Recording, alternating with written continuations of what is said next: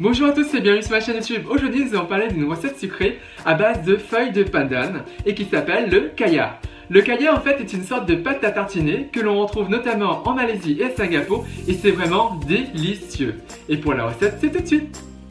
Pour cette recette vous aurez besoin de 400 ml de lait de coco, une tasse de sucre donc environ 225 g de sucre, 4 cuillères à soupe de sucre pour le caramel, 5 à 7 feuilles de pandan et de 3 œufs et de 2 jaunes d'œufs.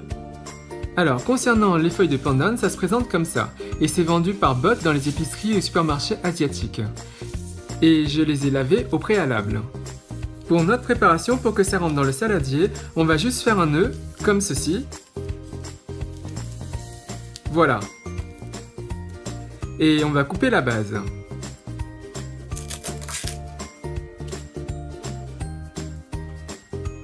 Pour la cuisson, ça va se faire au bain-marie, donc pensez à prendre des récipients adaptés. Ici, mon saladier s'intègre parfaitement à ma casserole, donc c'est bon.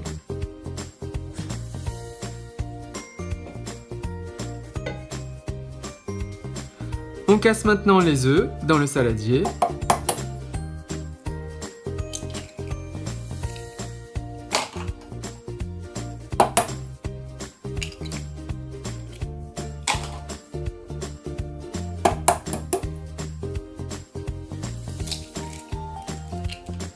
Voilà. On va mélanger le blanc et les jaunes, mais on ne va surtout pas les monter. En fait, il faut juste les battre.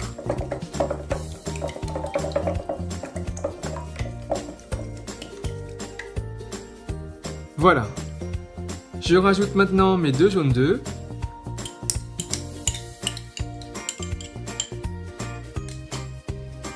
Et je remélange. Bien sûr, on aurait pu tout à fait mélanger les 2 jaunes d'œufs avec les 3 œufs tout à l'heure en même temps. Maintenant que c'est bon, on rajoute le sucre et on va dissoudre le sucre dans les œufs.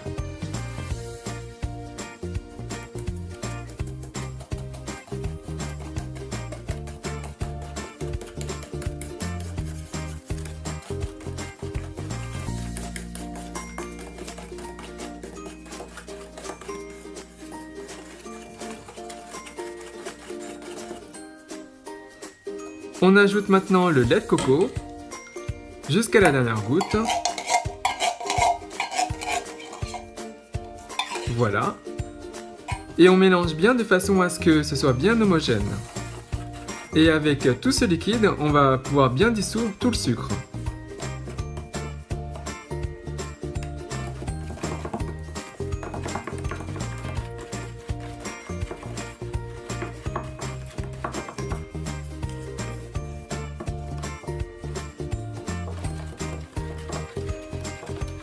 Voilà.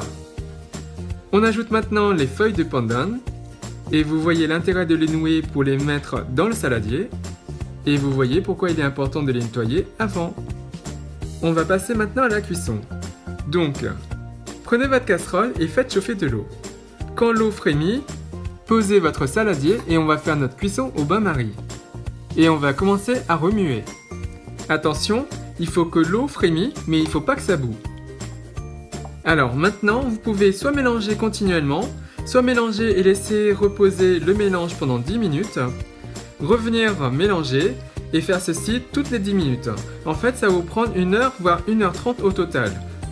Donc mélanger soit de façon continue ou discontinue, à vous de choisir. Moi, j'ai choisi la deuxième option.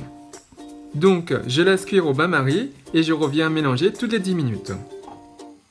Voilà, au bout de 50 minutes, le mélange a bien épaissi.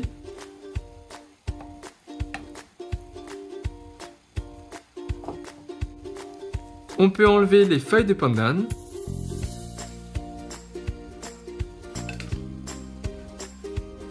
Et continuer à mélanger pour que ce soit bien lisse.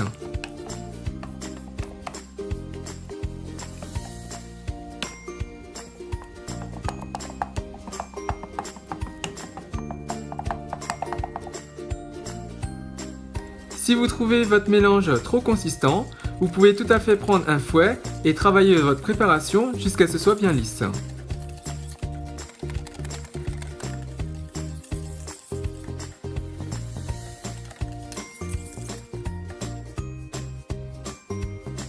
Maintenant, on enlève le feu et on va passer à la préparation du caramel. Pour le caramel, rien de plus simple. Prenez une poêle et faites-la chauffer. On y dépose des 4 cuillères à soupe de sucre et on va juste attendre pour que ça fonde. Alors, pour la préparation du caramel, certaines personnes mettent de l'eau, mais en fait c'est inutile. Vous allez voir, le sucre va commencer à fondre et rapidement, vous allez obtenir un beau caramel. Bien ambré.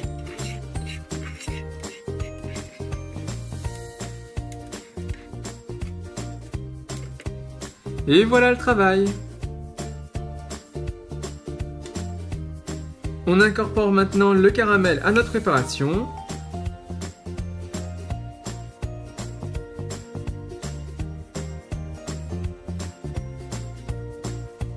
Et on remélange.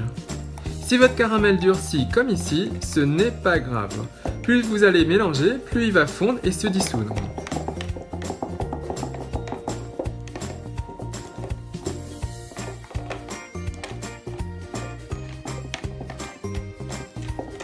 Vous voyez, le gros bloc de départ, maintenant il est tout petit.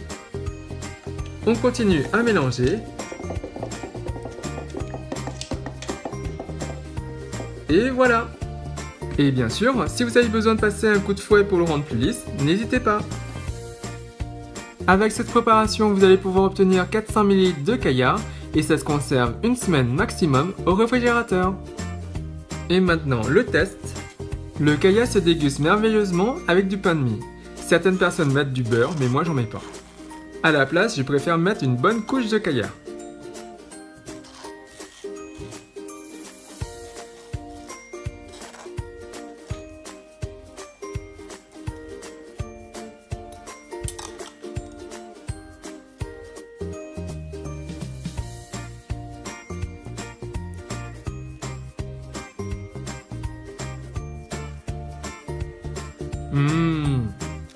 C'est trop bon.